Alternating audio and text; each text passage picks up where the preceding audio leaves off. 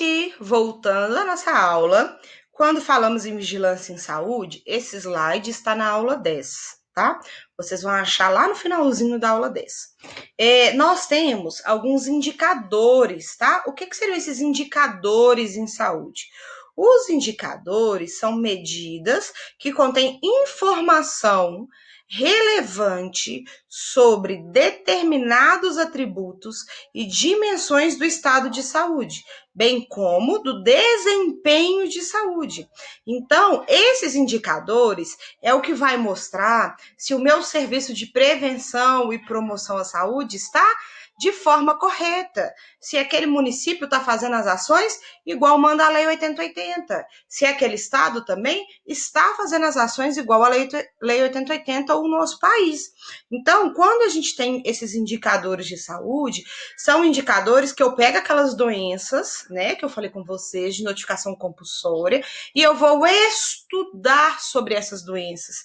Eu vou estudar como que é o perfil da minha população, de que mais se morre, de que mais tem cura, de que mais a gente tem ação, de que não tem. Entenderam? Então, eu posso dizer que, em termos gerais, esses indicadores é um processo cuja complexidade varia desde a simples contagem direta, que vão determinar uma doença, até um cálculo de proporção. Por quê? Quando a gente vira o ano, existe um plano, né? Gente, desculpa, governamental que a prefeitura faz, o estado faz, a Secretaria de Saúde, ela estima quantas pessoas podem morrer de dengue, quantas vão morrer de, um exemplo, vão morrer de sarampo, entenderam? Então a gente consegue fazer uma proporção de casos de uma determinada doença. Lógico que isso pode ser real ou não. Então, as ações de promoção e prevenção é para que isso não aconteça. Então, aqui tem uns conceitos desses indicadores. Vocês não têm que decorar, mas vocês têm que entender. Mortalidade. Vocês já ouviram falar? A mortalidade pela doença X foi assim sensado. O que é isso? É uma variável característica das comunidades de ser vivo que refere ao conjunto de indivíduo que morreu num determinado intervalo de tempo. Então, eu pego o número de pessoas que morreram com aquela determinada doença daquela região. Morbidade. O que é morbidade? É a doença.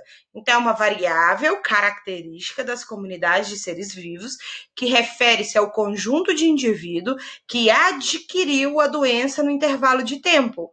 Ah, eu tenho uma população exposta à dengue e eu vou ter aqui um número X de pessoas que desenvolveram a dengue. Então, é uma morbidade. Eu tenho no próximo slide. Nossa, não consigo. Peraí.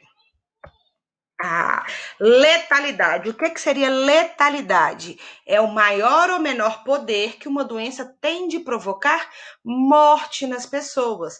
Obtém-se a letalidade calculando o óbito junto com pessoas o óbito de pessoas que tiveram aquela doença e aquele percentual. Então, um exemplo, nós estamos percebendo que o coronavírus ele é super agressivo em causar morte. Então, é o poder que o corona tem de provocar morte nas pessoas. Isso seria a letalidade, tá, gente? A gente tem esperança de vida, que é o termo usado em estatística viral. É o número médio que a gente ainda pode viver enquanto ser humano. Então, a gente tem uma esperança de vida no Brasil de mais de 70 anos. Não quer dizer que todo mundo vai chegar nessa idade, mas é a nossa esperança de vida. Através das ações de promoção e prevenção à saúde, melhora-se isso. A gente tem a mortalidade infantil, que é todo óbito de criança menor de 1 ano que tem naquela determinada área. A mortalidade neonatal, que são mortes de recém-nascidos menores de 28 dias, ok? Então, a gente chama de mortalidade infantil precoce. Nasceu e morreu. Nasceu, viveu 3 dias. Sabe essas expressões? Eles vão enquadrar em mortalidade neonatal. E a gente tem a mortalidade pós-neonatal, que são os óbitos ocorridos no período que vai do 28º dia até o 12º mês, tá? Antes da criança completar um ano, ok?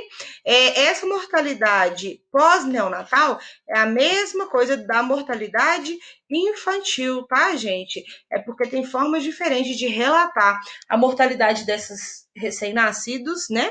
Que passam de o 28º dia até o 12º mês de vida. Então, vocês podem ver que tudo que eu falei no vídeo, né, tá aqui nos slides, ó, as ações de saúde do trabalhador, da vigilância sanitária. É porque, como a gente tem muito, isso aqui eu vou explicar no dia de ESF, tá? Como tem muita informação, eu preciso simplificar para vocês entenderem. Então, lá na Lei 8080, eu vou ter o que eu disse para vocês? Eu tenho o artigo 6, que trata de a vigilância sanitária, epidemiológica e saúde do trabalhador. Então, eu estou trazendo para vocês essa informação, o que é cada coisa. Quando eu disse de notificação de doença compulsória, olhem aqui a lista de notificações compulsórias. Essa lista que é antiga, tá, gente? Ela é 2012, tem várias atualizações. A gente tem agora o coronavírus, né?